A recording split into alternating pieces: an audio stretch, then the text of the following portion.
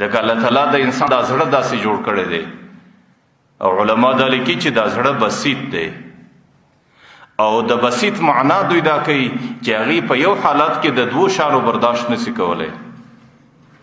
چې په یو حالت کې د په دې زړه کې د الله تعالی محبت هم راسي او د دې سره د مخلوق محبت هم راسي او په یو حالت کې د سړی د الله تعالی دوستي هم سرته رسي او د مخلوق دوستي هم سرته رسي او په یو حالت کې د سړي د الله تعالی سره هم مینه او تعلق او د مخلوقاتو سره د هم مینه او محبت دا قطعا نسی کېدلی چې په کم زړه کې د الله تعالی تعلق رالی د الله تعالی مینه راله د الله تعالی محبت رالی په هغه زړه کې بیا نور تعلقات قطعا ځای نسی پیدا کولی تاسو ګورئ د انسانیت کې حضرت ابوبکر رضی الله عنه پیغمبر علیه الصلاۃ والسلام ته ډېر قریب انسان او د پیغمبر علیه الصلاۃ والسلام د حضرت ابوبکر سره ډېر نږدې تعلق حضرت علی رضی الله عنه یو روایت را نقل کوي چې پیغمبر علیه الصلاۃ والسلام به وی چې زما په ټول امت کې غوره انسانان ما ته قریب انسانان زما صحابه دي چې هغې په هر مشکل کې زما مدد وکړي او هغې په ډېرو تنګو حالاتو کې زما تصدیق وکړي پر ما ایمان راوړی او دا صحابه د الله تعالی په دربار کې په ټولو امت کې هم عزتمن انسانان دي نو د دې دا معنا ده چې صحابه د ټولو امت انتخاب سوي انسانان لیکن دویمه جمله پیغمبر علیه الصلاۃ والسلام دا کوي چې په ټولو صحابو کې ما ته قریب ترین انسان ما ته محبوب ترین انسان او د الله تعالی په دربار کې عزتمن انسان دا ابوبکر دی د ټولو خلاصه د ټولو صحابو خلاصه به ابوبکر دی ځکه پیغمبر علیه الصلاۃ والسلام وایي چې دنیا کې انسانانو چې پر ما باندې ایمان راوړی نو هغې به لږ د لیت العل څه کار واخیستی هغې به د سوچ و فکر څه کار واخیستی لیکن ابوبکر ته چې زما ایمان پیسو هغې بغیر د تردد پر ما باندې ایمان راوړی هغې زما په ایمان راوړلو کې نه تردد وکړي نه تأمل وکړي نه فکر وکړي نه په هغې کې چونو چرا وکړه نه په هغې کې وخت و مهلت واخیستی چې کله ما ایمان ورته پیش کړي ابوبکر دستي ایمان قبول کړي او ابوبکر پر هره موقع باندې زما ملګری و او ابوبکر پر هره موقع باندې زما نصرت کړی دی او ابوبکر ما ته دومره مینه را کړې ده چې زه ابوبکر خپل ځان ته در خپل اولاد هم ډېر قریب کړی بیا به وی چې زه به د ټولو امت د احساناتو د ټولو امت د ښېګړو احساناتو بدله به ورکم لیکن د ابوبکر بدله به د جنت څه بغیر زه نه کم ورش او د پیغمبر علیه الصلاۃ والسلام به د ابوبکر سره ډېره مینه وه هغې به وی که څوک زما بزرګي غواړي ما ته په بزرګ نظر او په لوی نظر باندې ګوري ابوبکر ته دې وګوري که څوک زما سره مینه او محبت غواړي د ابوبکر سره دې مینه او محبت وکړي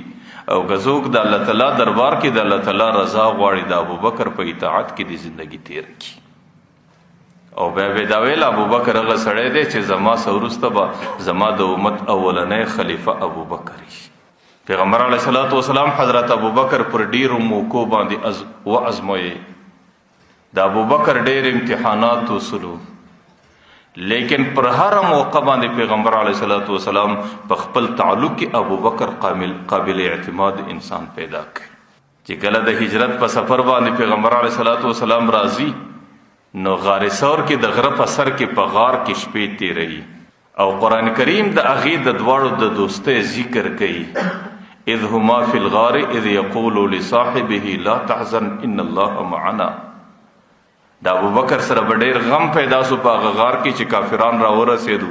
او پیغمبر علیه السلام ته تکلیف رسوي پیغمبر علیه السلام ورته لا تحزن ته غمجن کېږه ما ابوبکر الله دریم را سره دی چې کله د هجرت په موقع د غارې څه وځي په لاره کې ځي د پیغمبر علیه الصلاۃ والسلام باندې تند راځي او د لارې لوږه راځي او د سفر ستړیا راځي او ابوبکر د پیغمبر علیه الصلاۃ والسلام په مزاج باندې ولد انسان نو په سفر کې یو خیمې ته ورګرځي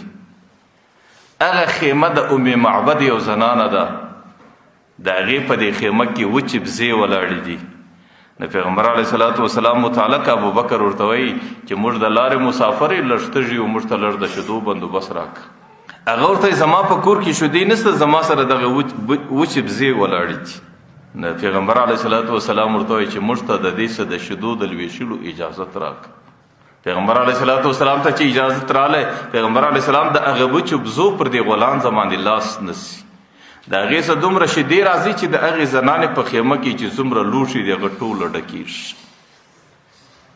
خو آخر حضرت ابوبکر څه وایي؟ وایي فشرب حتی رضیتو، پیغمبر علیه السلام دومره شیدې وڅښلې حتی رضیتو چې زه راضي سوم، زړه زما خنک سو. دا د ډېره محبته صحیح چې کله مور او بچی دواړه په تنده کې راسي، نو مور که دا اوبه په خپله وڅښي دا سینه دومره سکون و ارام نه کوي لکه بچی چې دا اوبه وویني. نو ابوبکر دا نه وایي چې ما وڅښلې زه زما تنده ماته سوله، وایي فشربه پیغمبر دومره وڅښلې حتی رضیتو زما تنده ماته سوه، زه خوشحاله سوم. نو حضرت ابوبکر رضی الله عنه د پیغمبر علیه الصلاۃ والسلام سره ډېر زیات تعلق او ډېره مینه چې کله مرض الوفات کې راځي پیغمبر علیه الصلاۃ والسلام د حجرو ته ګوري، د کورو ته ګوري، صحابه ورته وایي چې دا ټول کورونه د مسجد نبوي څخه دروازې بندې کړئ الا خوخة ابي بکر، د ابوبکر دروازه چې څوک بنده نه کړي، د ابوبکر دروازې څخه زه نور وینم چې مال راوځي. چې کله تاسو الله تعالی مسجد نبوي ته ورولي، چې کله سړی باب السلام باندې ورننوځي چپه لاس ته چې وګوري دویمه کلکین باندې اوس هم لیکلې ده وایي هذا خوخة ابي بکر، دا د ابوبکر د کور دروازه ده چې په کومه ورځ پیغمبر علیه الصلاۃ والسلام ویلي دي چې دا دروازه به نه بندېږي، دا دروازه بیا درننه چا نه ده بنده کړې، د هغې پر سر باندې اوس هم لیکلي دي. نو ما درته ویل د پیغمبر علیه الصلاۃ والسلام د ابوبکر سره ډېر قریب تعلق. حضرت مجدد الفسانی رحمه الله لیکلی دي چې پیغمبر و ابوبکر دومره سره قریب و لکه د پیغمبر مخ ته چې هنداره ونسې او په هنداره کې چې کوم شکل ښکاره کېږي سړی دا نسي ویلی چې دا عین هغه انسان دی، ځکه دا هنداره کې شکل دا یو عرض دی، یو تصویر دی او هغه جوهر و ذات دی، او دا هم نسي ویلی چې دا د هغې څه غیر بل شی دی. نو ابوبکر چې به د پیغمبر سره مقایسه واخیستله دا دې هم نسو ویلی چې ابوبکر د پیغمبر څخه جدا انسان دی، او دا دې هم نسو ویلی چې ابوبکر عین پیغمبر دی، ځکه د ابوبکر د پیغمبر سره دومره قرب او تعلق و. لیکن د دې ټوله قرب سره، د دې ټوله تعلق سره، د دې ټوله نزدېکته سره پیغمبر علیه السلام د ابوبکر متعلق څه وایي؟ وایي لو کنت متخذ خلیل، که ما په دنیا کې د چا سره دوستی کولی نو لاتخذت ابابکر خلیلا، ما به ابوبکر د ځان دوست جوړ کړی وی. ولکن خلیلی و صاحب ودی هو الله، زما دوست زما محبوب